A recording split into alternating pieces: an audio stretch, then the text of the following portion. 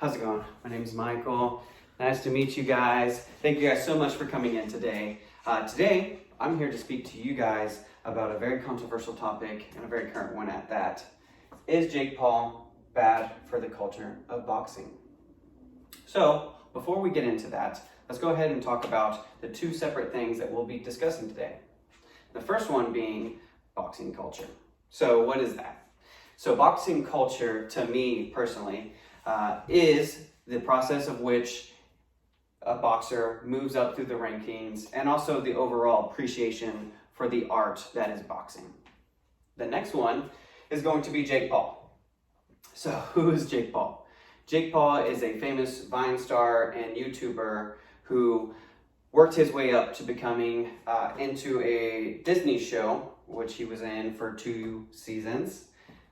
After that, he was released from that and began to create his own social media team called Team 10. During that time, him and his older brother, Logan Paul, got invited to Europe to fight 2 other famous European YouTubers in Europe. So, why is this controversial and why are we talking about it? It's controversial because many fighters don't like that a YouTuber is coming into their sport and getting as much attention as they are, whereas other fighters have spent their entire lives working to get to a place to be on TV and to make big money in their sport, and he's just skipping the line and doing so. And not only that, but he also does it with a bit of an arrogance. So, this is why we are talking about him and this subject today. So, let's go ahead and discuss how he got there and why we're even talking about him right now. So in 2018, as I stated before, Logan Paul and Jake Paul got invited to go fight in Europe, which they fought 2 other famous YouTube brothers, both defeating their opponents. In 2020, Jake Paul fought another YouTuber named Gib, while once again winning that match. This one's significant because this was his first professional fight. His next professional fight was against a former NBA player named Nate Robinson, who Jake was severely the underdog because of everybody assuming a professional athlete would beat a YouTuber. It was this shock to the world that I think made Jake Paul the character and figure that he is currently because of his shock to the world. His next fight, which he really wanted to make sure the world knew he's a serious fighter, he decided to fight a former UFC fighter, Ben Askren. He defeated Ben Askren, and not only that, but KOing him in a highlight reel fashion. This began to draw way more attention to Jake Paul and the fighting community actually taking him seriously, and he ended up getting the opportunity to fight a former UFC champion, Tyron Woodley, which he ended up winning in a split decision. And as many people are currently seeing, he also just fought, once again, Tyron Woodley for the second time, and in another highlight reel fashion, KOing him. So that's why we are talking about him, because his success has continued throughout this whole process. So what makes him a controversial fighter? So the first one is the fact, as I stated before, he's a YouTube star. He's not a professional athlete in any sense. He was a high school wrestler, so he's no stranger to contact sports, but boxing was not his sport.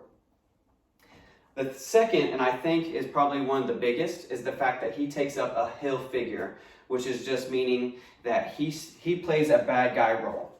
He knows that many people do not like him in the sport, and he takes that and uses it to promote these fights, and he ends up drawing more attention to the sport because of that.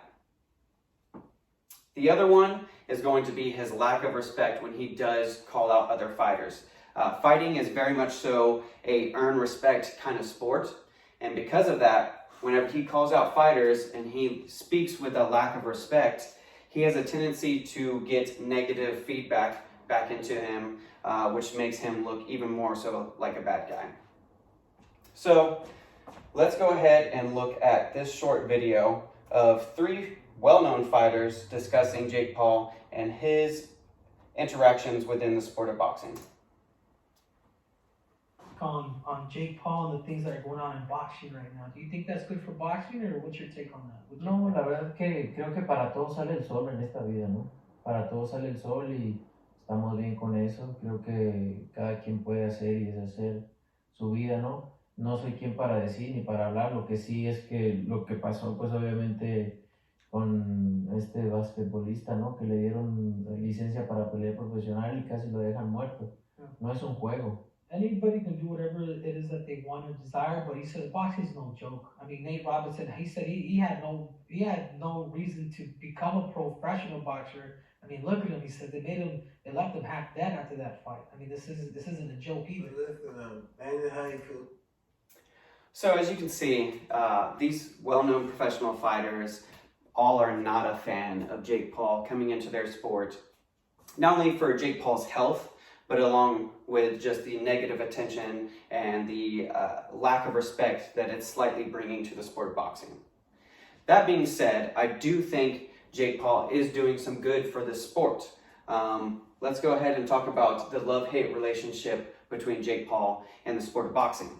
So one of the biggest things that I think is a positive that Nate or somebody like Jake Paul in the sport of boxing is doing for the sport is they're drawing huge, massive amount of payouts for these fighters, which is massive.